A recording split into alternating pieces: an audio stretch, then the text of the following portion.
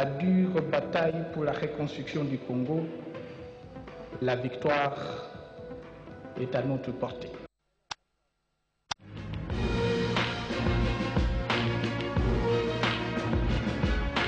Rentrée parlementaire demain. Le président de l'Assemblée nationale a réuni aujourd'hui les deux chambres en vue d'harmoniser des questions liées à cette rentrée du mois de mars. La très distinguée première dame a remis officiellement l'Institut technique et professionnel de Gungu dans le Bandundu. La cérémonie a rassemblé hommes politiques, territoriaux, les élèves ainsi que la population. Un réseau de bandits armés mis aux arrêts par la police nationale congolaise, parmi eux 3 sujets nigérians et un avocat congolais. Soir actualité 20h, Oscar Mbal Kaïj.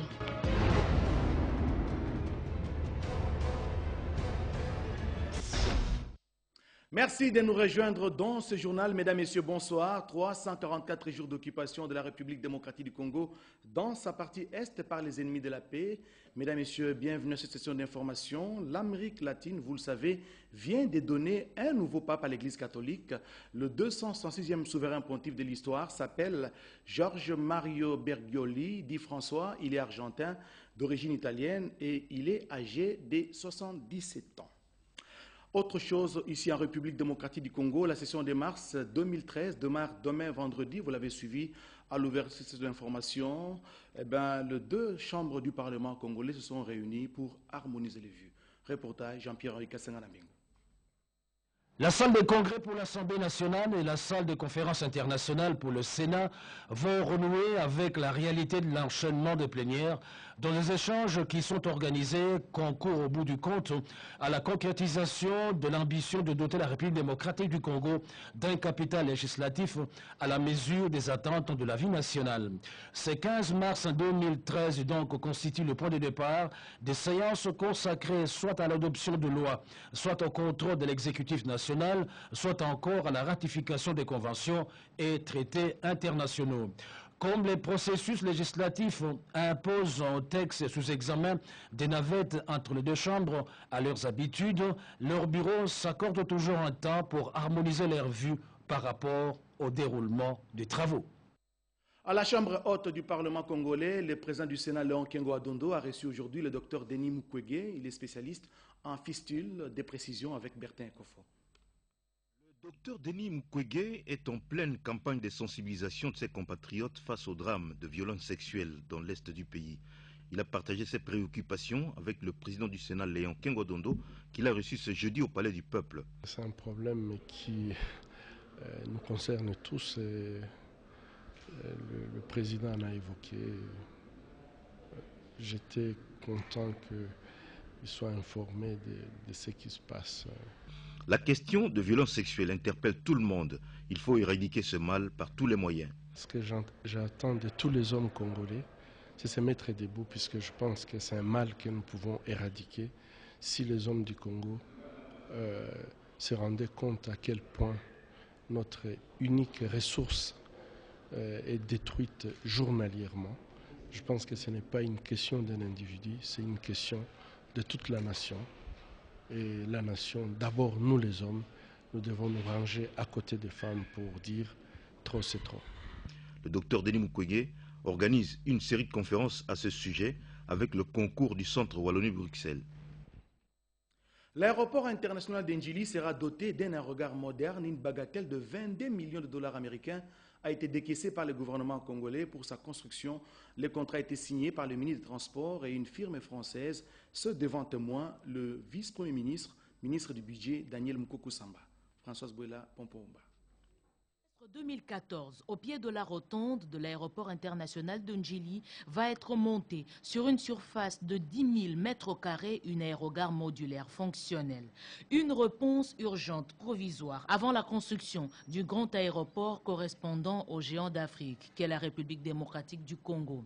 Sous le regard du vice-premier ministre, ministre du Budget, Daniel Mukoko Samba, et le contrôle de l'argentier national, Patrice Kitebi, le gouvernement représenté par le ministre de Transport, Justin Kalumba, appose sa signature sur ce contrat qui lie la République à Alpha Airport, société française, représentée par son directeur général, Daniel Rave. Il nous faut ne pas attendre 4 à 5 ans pour que les Congolais commencent à sentir qui a finalement cette croissance inclusive. Alpha Airport confirme que les pièces sont déjà fabriquées dans les usines. Soyez assurés que nous mettrons tout en œuvre pour respecter les obligations qui sont les nôtres dans le cadre de ce contrat. La modernité impose des changements comportementaux et la rupture avec les vieilles pratiques. Il va aussi falloir que la NBA commence à penser à la formation de tous les autres services qui devront quand même afficher désormais d'autres comportements que ceux auxquels on était habitué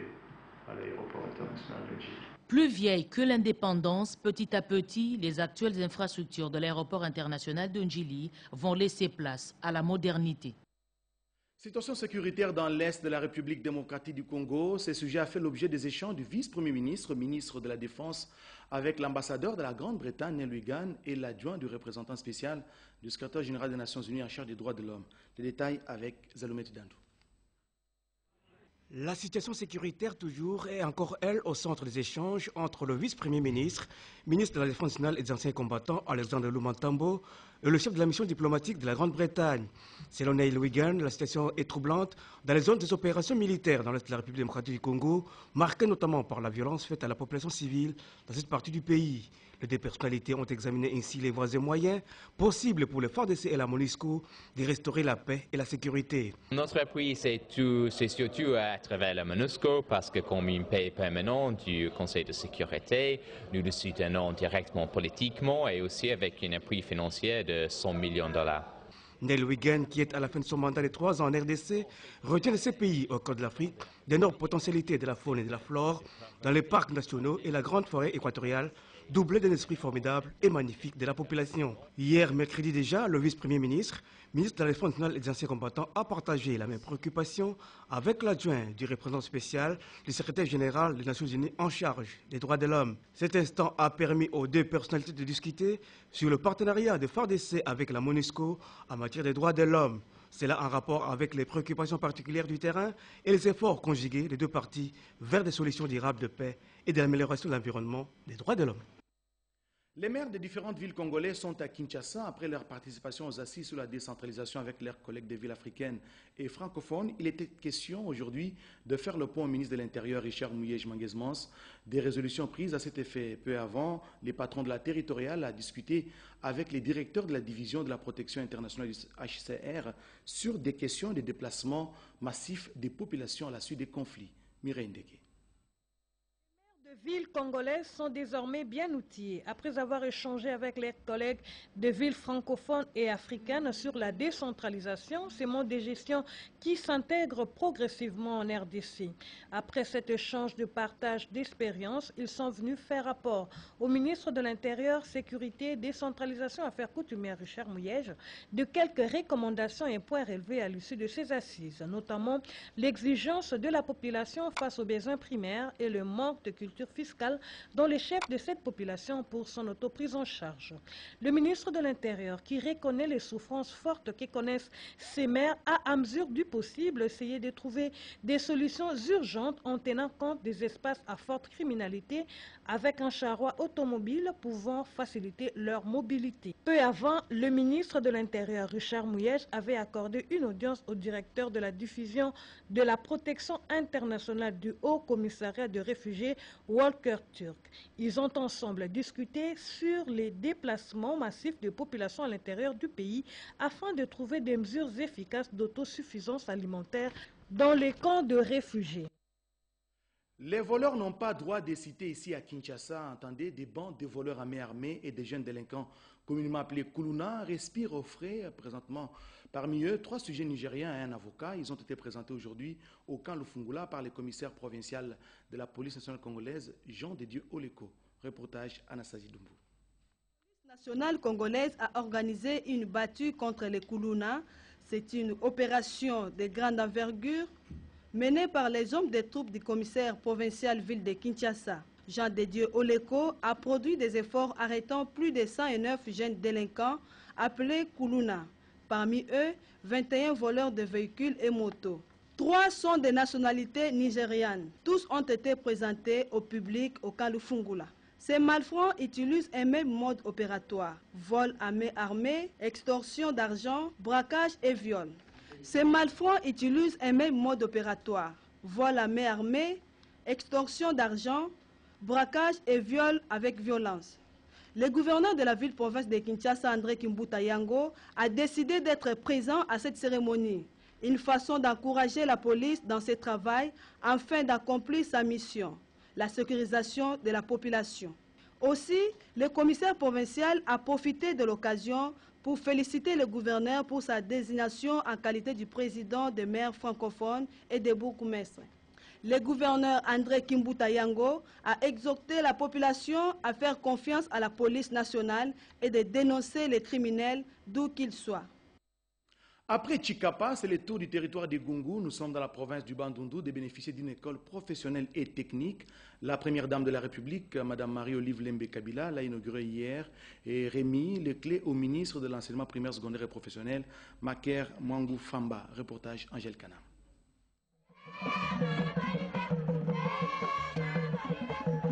Les habitants de la cité de Gungu et des villages environnants sont venus à masse célébrer cet événement de l'inauguration de l'ITIP Maman Olive. Un événement qui scelle l'unicité de la relève entre la jeunesse de 1960 qui a lutté pour l'indépendance du Congo et représentée par le patriarche Gizenga, fils de ces terroirs, et celle de Joseph Kabila Kabange qui s'est levé pour bâtir et moderniser la République. Le choix de Gungu pour recevoir la 4e école de métier initiée par Marie-Olive Lembe Kabila avec le soutien incontestable du chef de l'État, son époux, et du gouvernement de la République est tout un symbole de marque de reconnaissance. Voilà qui explique la joie partagée des Kouilois communiant avec la première dame de la République sur les lieux de l'inauguration. Plusieurs allocutions ont ponctué cette cérémonie. Des élèves bénéficiaires, en passant par le maître de l'ouvrage, le groupe ADAPA représenté par son PDG, Mme Belbachir, le gouverneur du Bandundu et le ministre de l'enseignement primaire et secondaire, M. Maker Mwangou, que des éloges, de mots d'encouragement à l'initiatrice, Mme Marie-Olive Lembe Kabila, combattante pour une égalité des chances d'accès à l'enseignement de qualité pour tous les fils de la RDC. Un acte que la Fondation Bouba, de l'épouse d'Antoine Gizenga, récompense avec des cadeaux. Des masques, une chaise, un couvre-chef pour reine et une canne de commandement. C'est revêtu de son couvre-chef de reine que Marie-Olive Lembe Kabila va ouvrir officiellement les portes de l'ITIP avant d'en remettre les clés à Maker Mwangou, ministre de l'EPSP. Au cours d'une visite guidée, Marie-Olive Lembe Kabila a le bonheur de découvrir cette 4e école équipée de machines et matériel ultra-modernes et qui offrira à la province de Bandundu des ouvriers qualifiés en construction, électricité, mécanique et informatique. Cette école entreprise a un hangar de 1040 mètres carrés bien équipé aussi pour la production en série des matériaux de construction, une source de revenus pour l'autofinancement de l'école. Marie-Olive Lembe Kabila a pensé à tout. Elle a fait venir de Paris une équipe de formateurs français pour renforcer les capacités du corps enseignant. Voilà, retour ici à Kinshasa. Comment relancer la Banque des États des Grands Lacs? Cette question a été débattue au cours des échanges entre le ministre délégué aux Finances, Patrice Kitebi, et une délégation de cette banque. Bien avant, le ministre délégué aux Finances est entretenu avec le président de la Banque de l'Afrique de l'Est et australe, Rick Nzozi. Après l'adhésion de la République démocratique du Congo à la Banque de la zone préférentielle de l'Afrique de l'Est et australe pour le commerce et le développement ZEP, l'heure est aux consultations avec les autorités financières congolaises. C'est pour déterminer les projets à bénéficier du financement de cette banque africaine. Adassou Yilma Tadesse, président de la ZEP, reçu par le ministre délégué aux Finances, Patrice Kitebi Kibonvoul, a souligné que sa banque cherche à intervenir dans le domaine des infrastructures, des projets de consommation de base et soutenir le commerce ainsi que les investissements du secteur privé. C'est censé passer de l'agriculture, de la cimenterie et du tourisme. Pendant qu'il a assisté à cette rencontre, le vice-ministre des Finances Roger Chulungurunika a lui échangé avec M. Herman Touyaga, secrétaire exécutif permanent de la CEPGL. Ensemble, ils ont parlé de la relance des activités de la Banque des pays des Grands Lacs BDGL. Un atelier de validation des procédés est à projeter. Et puis les ministres des Finances que vous venez de suivre organisent demain, vendredi, à l'hôtel Vénus, à partir de 9h, une rencontre de travail entre la délégation de la Banque de la ZEP et les institutions publiques ainsi que privées congolaises. À cette occasion, la Banque de la ZEP exposera sur le produit qu'elle met à la disposition des opérateurs économiques congolais. En fait, outre les délégués des institutions publiques invités, les représentants des organismes ci-après sont conviés à cette rencontre. Il s'agit du gouvernorat de la ville de Kinshasa, BCC, ANAPI, OCC, DGDA, SONAS, FPI, OPEC, OGEFREM, ainsi que les associations patronales et professionnelles suivantes, ANEP, Association congolaise des banques ACB, COPEMECO, FENAPEC, FEC. Donc la présence de tous est vivement souhaitée. Le gouvernement de la République a pris un train de mesures prioritaires pour assainir le climat des affaires en RDC. Les ministres provinciaux du Nord Kivu ont été sensibilisés à cet effet par les ministres nationaux du plan. Peggy Mukunda et Didier Amissi nous en disent plus dans ce reportage. Aussitôt arrivé à Goma, au Nord Kivu, le ministre du Plan et suivi de la mise en œuvre de la révolution et de la modernité, Célestin Vunabandi, a tenu une séance de travail avec le gouverneur des provinces, Julien Paluku, pour planifier des activités.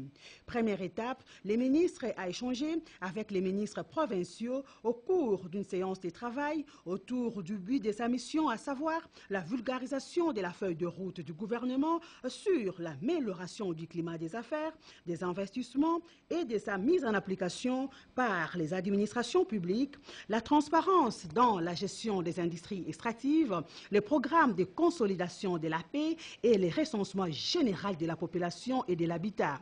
Après avoir fourni toutes les explications sur ces grands projets prioritaires du gouvernement, le ministre a sollicité l'implication totale de tous les ministres provinciaux et du gouverneur Julien Paluku sur l'application des mesures au niveau de la province. Mission très appréciée par l'autorité provinciale, il a rassuré sa disponibilité auprès du ministre et a promis son appui pour l'exécution de tous ces projets au niveau de sa province, le Nord Kivu, à l'instar de toute la nation.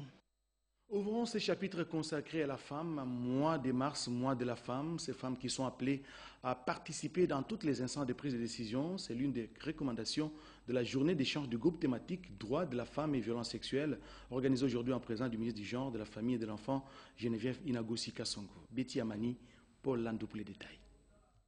Le groupe thématique Droits de la femme et violences sexuelles vient d'organiser une journée d'échange sous la présentation des recommandations relatives à la mise en œuvre de la Convention sur l'élimination de toute forme de violence à l'égard de femmes et la résolution 1325 du Conseil de sécurité en RDC. La ministre du Genre, de la Famille et de l'Enfant, Geneviève Inagosi Kassongo, a défini à cette occasion les axes prioritaires de son ministère dans la lutte contre la guerre et les violences sexuelles et basées sur le genre en vue de la consolidation de la paix.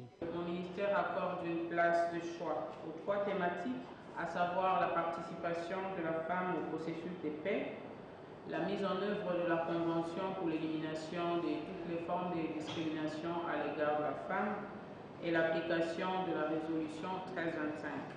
Nous devons donc nous engager ensemble à combattre les violences sexuelles et les guerres, autant le gouvernement que la société civile.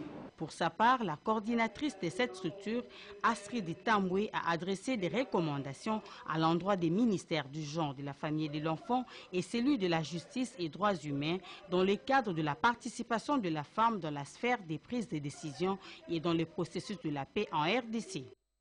Les différentes formes de violence et violations des droits de l'homme dans l'Est de la RDC ont été exposées à la 222e session du Conseil des droits de l'homme aux Nations Unies à New York. La RDC, notre pays, y a été représentée par la vice-ministre de la Justice, Sakina Binti. Commentaire, Marc César Locadé.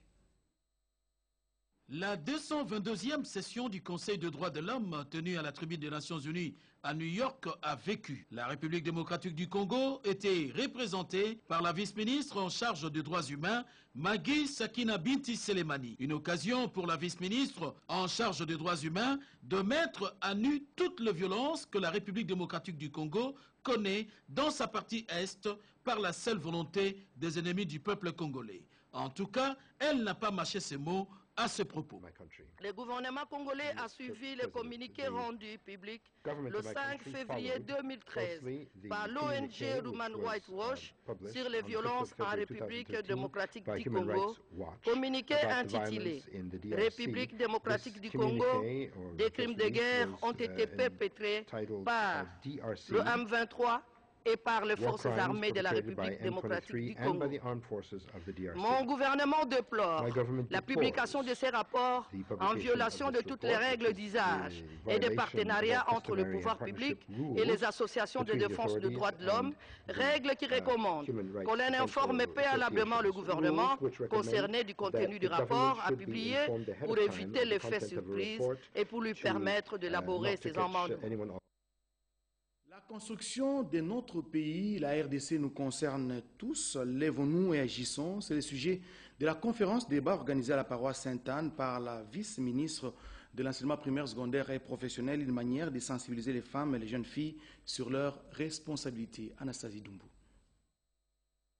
Une conférence débat vient d'être organisée en faveur d'une amélioration du statut des femmes et de la jeune fille en République démocratique du Congo. 4 thèmes étaient développés ce mardi 12 mars 2013, notamment l'historique de la Journée internationale de la femme, les textes légaux en faveur de la femme et le monde du travail et les violences basées sur les genres. La vice-ministre de l'enseignement primaire, secondaire et professionnel et les représentants du ministre du genre ont rehaussé cette conférence débat en marge de la Journée internationale de la femme, c'est là en vue d'une sensibilisation. Le gouvernement congolais, à travers le ministère de l'EPSP, s'est engagé à poursuivre leurs efforts dans les domaines de l'éducation et la loi sur la protection des droits de la femme, ainsi que les différents types de violences sexuelles basées sur les genres. La vice-ministre de l'EPSP a défini les axes prioritaires de cet engagement. Je vous donne l'occasion de nous arrêter pour évaluer les efforts déployés par la communauté nationale et le gouvernement de la République démocratique du Congo. Elle a à cet effet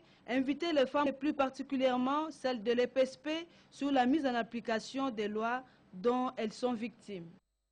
Parmi la panoplie des secrétariats généraux, 3 sont dirigés par des femmes. C'est justement ces 3 femmes du ministère du Genre, des Affaires étrangères et de l'ESURES, entendez, enseignement supérieur, universitaire, recherche scientifique, qui ont sensibilisé leurs semblables à l'ISP Gombe sur les thèmes de la Journée internationale de la femme. Lisette Mujinga, Thomas Bassilois pour nous en rendre compte.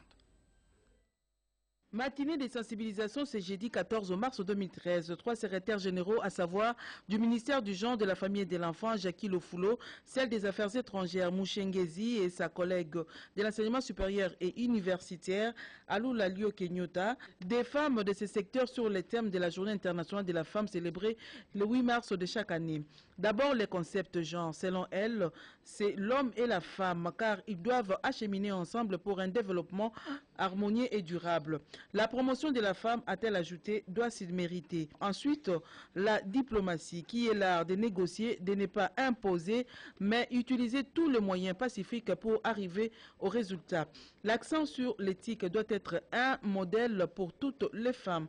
Enfin, l'historique de la journée du 8 mars a été tracé. La femme doit dénoncer par des campagnes de sensibilisation, mobiliser, conscientiser ainsi que développer l'amour patriotique. Car malgré les persistances de foyers de tension, le gouvernement de la République ne cesse de mettre de moyens pour restaurer la paix. Pour terminer, Ledir Kaba, représentant du ministre de l'ESURES, le professeur Tingu, la femme est l'ami infatigable de l'homme et l'homme est l'ami incontournable de la femme qui est aujourd'hui utilisée comme une arme pour éliminer leurs ennemis dans l'Est de la République. Nous venons de l'apprendre, le Premier ministre Augustin Matata Pogno est arrivé aujourd'hui à Kindu, dans la province du Maniema. Il est en mission de travail dans cette partie de la République. Nos permanents qui sont dans sa suite, Guy Matundu et Gisèle Ngaloula, nous en dirons plus dans nos prochaines éditions d'information. L'Université de Kinshasa vient de sortir un nouveau docteur en sciences philosophiques. Il s'agit de l'assistant Kipambala Mvudi, après une brillante soutenance publique de sa thèse de doctorat intitulée « Identité et appartenance tant anthropologique et compute de l'éthique anthropologique chez Mutuza Kabe ». Mention grande distinction. Témoin de l'événement Nassasi Doumbou. L'Université de Kinshasa a procédé ce samedi 9 mars 2013 à la cérémonie de reconnaissance des grades de docteur en sciences philosophiques à l'assistant Photios Kipambala Mvudi. C'était dans la salle de promotion de l'UNIKIN, Monseigneur Luc Gillon. La thèse avait pour intitulé « Identité et appartenance ». Temps anthropologique chez Mutuza Kabe. Parmi les membres qui ont composé le jury de cette défense, on a noté la présence de l'ambassadeur de la Grèce en République démocratique du Congo. L'assistant Photios Kipambala Mvudi a maîtrisé son sujet au cours de son exposé et le jury lui a décerné la grande distinction.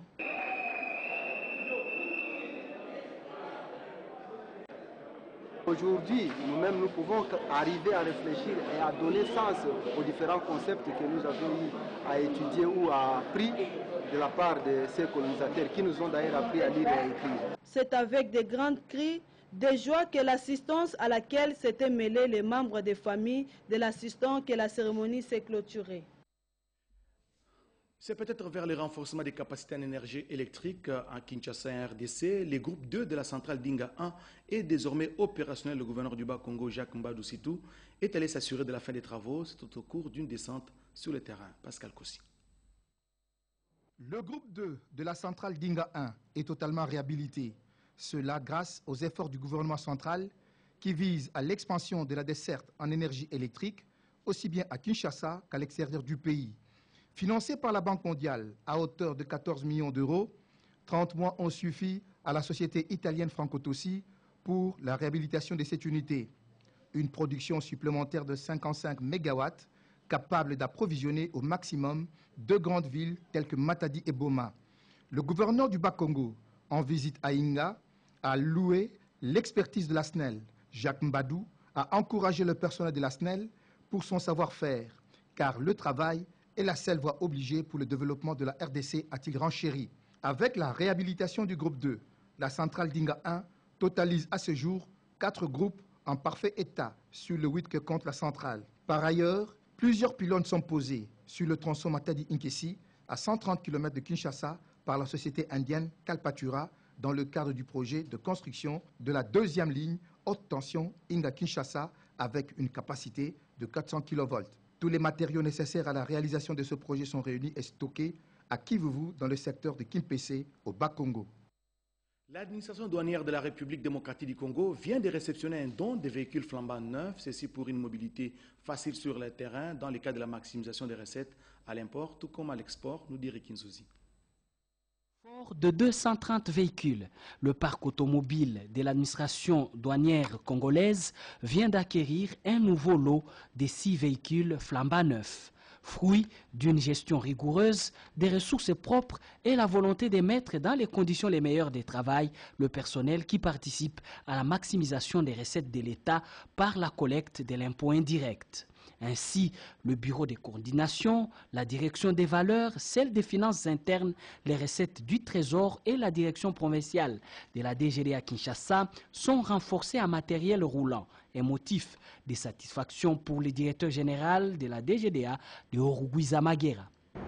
Cette remise de véhicules s'inscrit dans le cadre de la politique de renforcer les capacités du personnel en moyens matériels. Nous le faisons également en moyens financiers. En termes de formation, nous avons un grand défi à relever, le défi du doublement des recettes. Pour le relever, il nous faut avoir tous les moyens. Nous voulons mettre le personnel dans les meilleures conditions possibles pour qu'à leur tour, ils puissent répondre aux attentes du gouvernement. Je demande donc aux bénéficiaires de ces véhicules de bien les garder, de bien les entretenir, comme on dit, en bon père de famille. D'une direction financière, d'une régie financière à une autre, la direction urbaine de la DGI Kinshasa a signé ce matin un contrat d'objectifs et des moyens pour l'atteinte des assignations. La cérémonie s'est déroulée au siège de cette direction dans la commune de Limete. Joël Lungenza, JR Kabamba était présent. Les services d'assiette n'ont pas atteint leurs assignations à la fin février 2013. Le gouvernement a attiré la sonnette d'alarme et des mesures ont été activées pour la performance. À la Direction générale des impôts, la signature du contrat de performance intervenu du 20 au 23 février 2013 entre la haute direction et les structures opérationnelles aboutit à ce jour à la signature du contrat d'objectifs et moyens entre la direction urbaine Kinshasa et les centres de perception. Kinshasa doit fournir plus de 80 milliards de francs congolais à l'État pour le compte de la DGI. Les directeurs urbains de la DGI Kinshasa passent à l'action. À la signature du contrat d'objectifs et de moyens entre la direction urbaine des impôts de Kinshasa et les centres de perception des recettes fiscales de la ville de Kinshasa, se veut avant tout un cadre de sensibilisation de tous les animateurs de services ici présents à l'éthique morale et à la conscience professionnelle afin de donner une impulsion soutenue aux services que vous animez. Ces assignations sont réalistes, a ajouté M. Jean-René Nkoy. Pour ce faire, la DOICA pense par exemple à la réduction du taux de défaillance en matière de déclaration fiscale, à l'effort de ramener les recettes générées par le contrôle fiscal au recouvrement de 80% d'impôts à la fin 2013. Il faut pour cela une totale couverture de l'impôt par des actions ciblées et cohérentes. Et puis sachez que ça c'est une dépêche qui nous arrive de la compagnie aérienne Fly Congo CAA qui informe tous ses passagers réservés sur le vol Kinshasa-Lubumbashi dès ce vendredi 15 mars 2013 qu'elle opérera un seul vol direct, soit Kinshasa-Lubumbashi à partir de 14 h. Donc tous les passagers sont priés de se présenter à l'aéroport international d'Ndjili à partir de 11h30. Et puis c'est notre collègue Gabriel Bolemba, qui est journaliste ici à la RTNC et chef de service à la direction des informations télévisées de la RTNC 1, informe le membre de sa famille, ses amis et connaissances, ainsi que ses collègues de service du décès de sa fille de 12 ans au nom de Bolemba Marie-Lourdes, élève au collège Bon-Berger, décès survenu ce jeudi 15 mars 2013 aux environs des 5 h du matin au centre de médecine mixte et d'anémie SS des Yolo Sud dans la commune d'Ekalomou. Les programmes des funérailles vous sera communiqué dans le tout prochain jour. Ces communiqués portent la signature de notre confrère Gabriel Bolemba Ouabolemba, tous nos sentiments de compassion. Ainsi se termine ce journal réalisé par Pascal Kossi et Rodé Panda, une édition coordonnée par Christine Lenzo sous la supervision de Guillaume Koukoumamengi Pandji. Merci à toute l'équipe rédactionnelle constituée de Julien Piana, Didier Mavakala, Judith Mvouma, Suzanne Lumana, Anastasie Doumbou et Roger Monsi qui était là avec moi pour le malentendant. 23 h, Marc César Locaté Itoko. Excellente soirée à tous. Au revoir.